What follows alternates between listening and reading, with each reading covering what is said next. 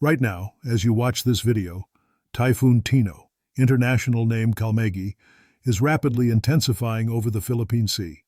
And when meteorologists use the phrase rapid intensification, they mean something very specific and very dangerous. Rapid intensification is defined as wind speeds increasing by at least 30 knots. That's 55 kilometers per hour in just 24 hours. It's one of the most dangerous phenomena in tropical meteorology because it gives coastal communities almost no time to prepare. And Tino is doing exactly that right now.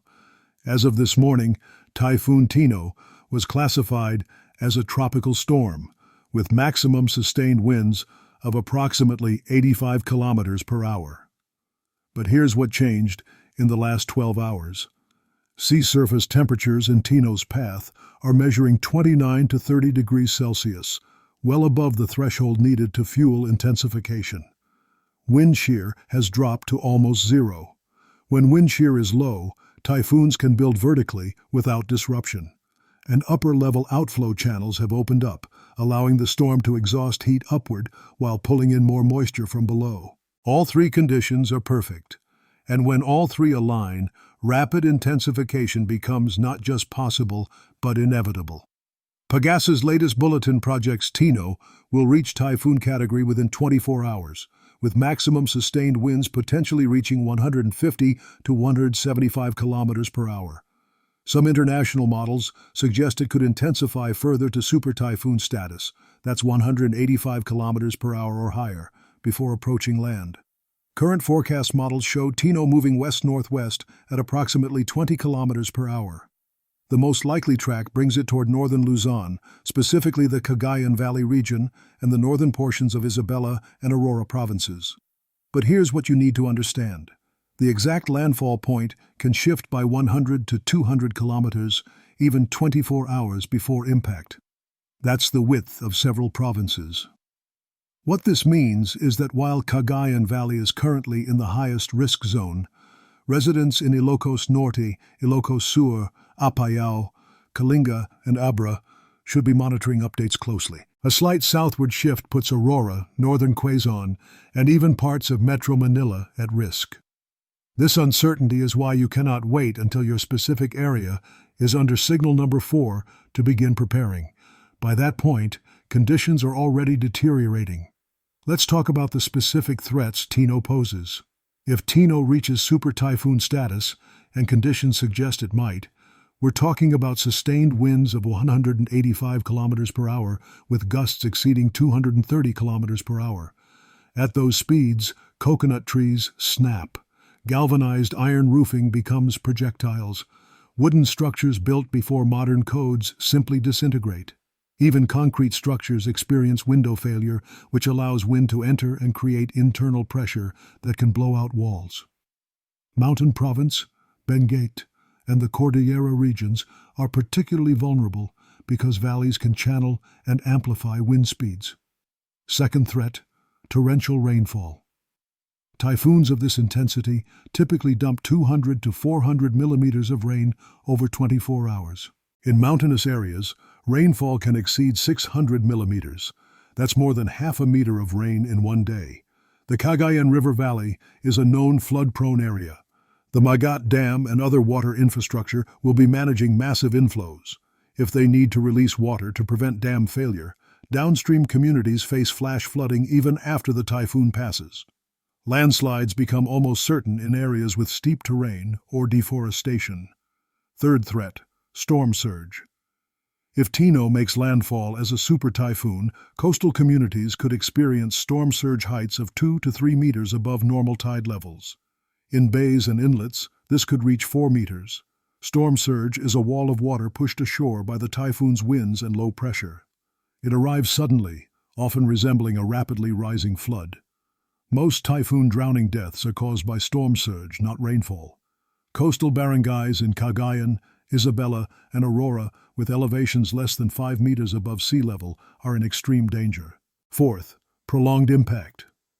Because Tino is moving at a moderate speed, communities in its path will endure hurricane-force winds for 6 to 12 hours, with the broader storm affecting regions for 18 to 24 hours. So what should you do right now if you're in Northern Luzon? First, Monitor official PAGASA bulletins, not Facebook rumors, not unverified messages. PAGASA issues updates every 6 hours and more frequently as the typhoon approaches. They are your authoritative source. Second, if you are in a coastal barangay, a flood-prone area, near a river, or in a structure that is not typhoon rated, evacuate now. Do not wait for mandatory evacuation orders. Evacuation centers are already being prepared. If you wait until signal number 4 is raised, roads may already be impassable. Third, secure your property now. Anchor or remove anything that can become a projectile: satellite dishes, potted plants, outdoor furniture, loose roofing materials. Board up windows or apply tape in an X pattern to reduce shattering. Move important documents and valuables to the highest floor of your home. Fourth, prepare your emergency kit. You need supplies for at least 72 hours, possibly a week. Water. 1 gallon per person per day. That's 4 liters. For a family of 5 for 1 week, that's 140 liters. Food. Non-perishable items that require no cooking. When power is out, your refrigerator becomes useless. Medications. If anyone requires prescriptions, ensure you have at least a 2-week supply. Flashlights and batteries, not candles, which are fire hazards. Portable radio for emergency information when power and cell towers are down. Cash. ATMs will not work without power. Have enough for emergency purchases. Fifth, charge everything. Your phone, power banks, laptop, anything with a battery. Download offline maps. Screenshot emergency numbers. Sixth, identify your safest room. This is an interior room on the lowest floor, away from windows. Bathrooms are often structurally strongest. If your home is not sound, know the route to the nearest evacuation center now. Let me address dangerous misconceptions spreading on social media. We've survived typhoons before. Rapid intensification means a storm that was concerning yesterday becomes life-threatening by landfall. Super Typhoon Yolanda underwent rapid intensification before Tacloban. Many didn't evacuate because they'd survived previous storms. 6,300 people died. Storm surge only affects the immediate coastline. Storm surge can penetrate several kilometers inland, especially in flat coastal plains. If you're within 5 kilometers of coast and below 10 meters elevation, you're at risk. The eye of the storm is most dangerous. The eye is actually calm. The most dangerous winds are in the eye wall surrounding the eye. Many have died venturing outside during the eye, thinking the typhoon passed, only to be caught when the back half arrived. PAGASA warnings are exaggerated. When PAGASA raises signal 3 or 4, they have high confidence dangerous conditions will occur. Evacuation orders are not issued lightly. After the typhoon passes, flooding often worsens in the 12 to 24 hours afterward as water flows downstream. Power restoration takes time. After Yolanda, some areas waited 3 months. After Odette, parts of Visayas waited 6 weeks. Cell networks may be down for days. Roads will be blocked. Emergency services will be overwhelmed. You need to be self-sufficient. Water supplies may be contaminated. Boil water before drinking. Waterborne diseases spike after every major typhoon. For those outside the Philippines with family in Northern Luzon, communicate now while networks function. Ensure they have resources to evacuate. If you cannot reach them afterward, be patient. It likely means networks are down, not the worst. Donate to verified organizations like Philippine Red Cross. Cash allows responders to purchase what's needed locally. Finally, I want to address systemic failures. The Philippines faces 20 typhoons every year. This is not a surprise.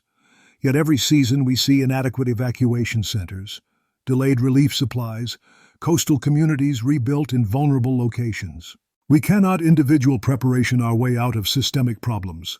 Building codes must be enforced. Evacuation infrastructure must be maintained year-round. Typhoon Tino will pass. Another will come. This is our geographic reality. Prepare now. Evacuate if you're in a vulnerable area. Monitor PAGASA. And subscribe. I'll continue tracking Tino with updates. The Philippines has weathered thousands of typhoons.